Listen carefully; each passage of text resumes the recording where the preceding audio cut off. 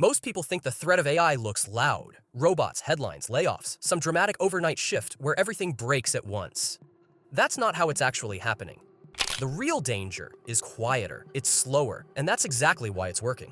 Two people start with the same job, the same experience, the same talent. Neither of them is a genius, neither of them is lazy. One of them starts routing small parts of their work through AI. Not everything, just the boring parts, the repetitive parts, the parts that drain energy. 6 months later, they're not just faster, they're calmer, they think clearer, they ship more, they get noticed more. The other person feels like the pace of work just mysteriously sped up. No one announces this shift. There's no email that says, "Hey, I'm using AI now." There's just a widening gap that feels impossible to explain from the outside. That's what this video is about. This isn't a crash course. It's not a tools roundup. It's not about becoming technical or learning to code or chasing whatever AI product launched this morning. It's about something simpler and more uncomfortable. Building leverage before the gap becomes permanent. If you feel busy, behind, overwhelmed, or quietly worried that everyone else is figuring something out faster than you, you're not broken. You're just trying to learn AI the wrong way. And the good news is, fixing that doesn't require more effort. It requires a different angle. Why most people are falling behind without realizing it. Right now, a lot of people believe they're keeping up with AI. They watch videos, they save prompts, they follow accounts that post new tools every day.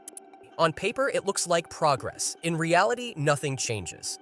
This is the spectator trap. You consume information about AI, but your actual workday stays the same. Your inbox still drains you. Planning still takes forever. Writing still feels heavy. Decision-making still costs mental energy. AI exists somewhere outside your workflow, like an interesting side hobby. The problem isn't a lack of curiosity, it's overload. Too many options, too much noise, too little application. People assume they need more tools, when what they really need is fewer decisions.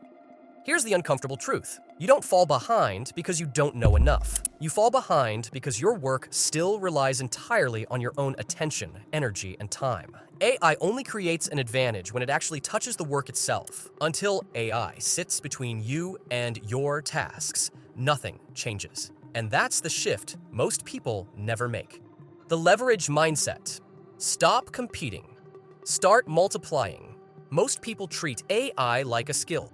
Something to master, something to learn faster than everyone else. That framing is exhausting, and it's wrong. AI isn't a skill. It's leverage. Skills scale linearly. You work harder, you get a little more output.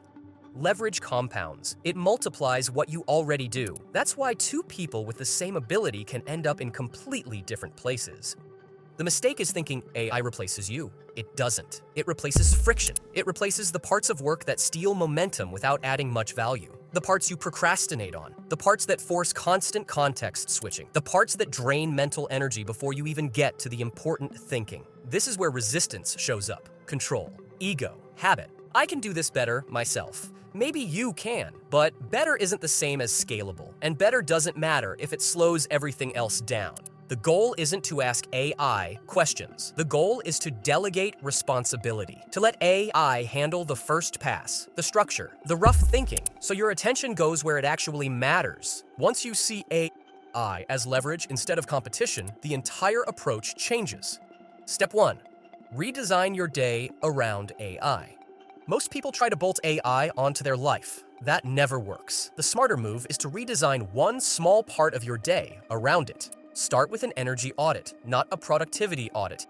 Energy. Look at the tasks that drain you the most, the ones you avoid, the ones that feel heavier than they should. Writing emails, research, planning, summarizing, preparing documents, switching between tools. Those are not weaknesses, they're entry points.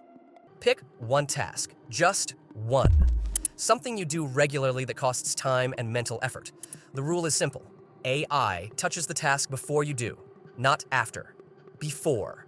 That means drafts come from AI, outlines come from AI, first passes come from AI. You don't accept the output blindly, you direct it, you refine it, but you stop starting from zero. Constraint is everything here. One task, one workflow, 1 week. No expansion, no optimization, no tool hopping.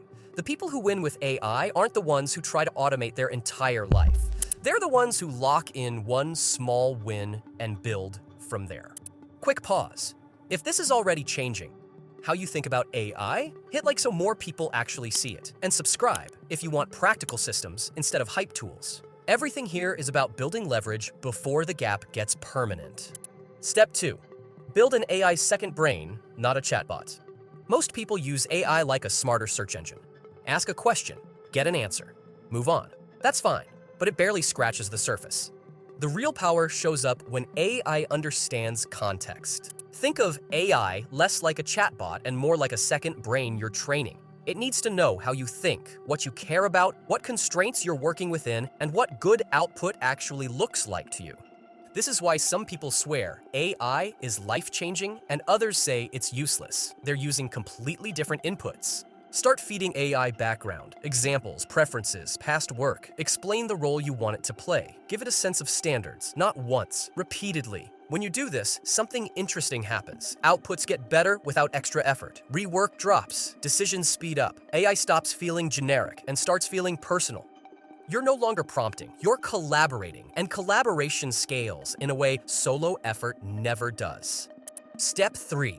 From doer to director. The biggest divide AI creates isn't technical, it's behavioral. There are doers and there are directors. Doers execute tasks, directors design systems. AI pushes everyone toward that line, whether they like it or not. Here's the good news. AI cannot replace direction. It cannot replace taste. It cannot replace judgment. It doesn't know what matters most. It doesn't know when something is good enough. It doesn't know what should exist next. Those are human advantages, but they only matter if you have time and mental space to use them. That's what AI gives back. When execution costs less, thinking becomes the bottleneck again. This is where your questions change. You stop asking, how do I do this faster? And start asking, what should exist that doesn't yet? You move from reacting to deciding. People who make this shift early don't just keep up, they quietly pull ahead. Step 4. Stay ahead without chasing everything. AI moves fast. That's not changing. What can change is how you relate to that speed. Trying to track everything will burn you out. The goal isn't to know everything, it's to filter better. Create a simple rhythm, like daily exposure to ideas in your field. A weekly moment to reflect on what actually matters. A monthly check to see if any part of your workflow can be simplified further. Most progress comes from subtraction, not addition. Removing steps, reducing friction, saying no to tools that don't integrate cleanly. Consistency beats intensity here. The people who stay ahead aren't sprinting, they're calmly compounding. The real risk of waiting. The biggest risk isn't losing your job tomorrow, it's losing optionality over time. When leverage compounds elsewhere, your choices shrink. Fewer opportunities, less negotiating power, more pressure to work harder just to stay even. And the worst part is that it doesn't feel dramatic while it's happening. It feels like you're just busy, just tired, just a little behind. By the time the gap is obvious, it's already wide. Waiting feels safe because nothing breaks immediately, but the cost shows up later, quietly, when catching up requires far more effort than starting did. Here's the perspective that changes everything. Today's AI is the worst version you'll ever use. It will only get faster, cheaper, and more capable from here. That means the advantage doesn't belong to experts. It belongs to early integrators, people who built habits, workflows, and trust with these systems before they were perfect.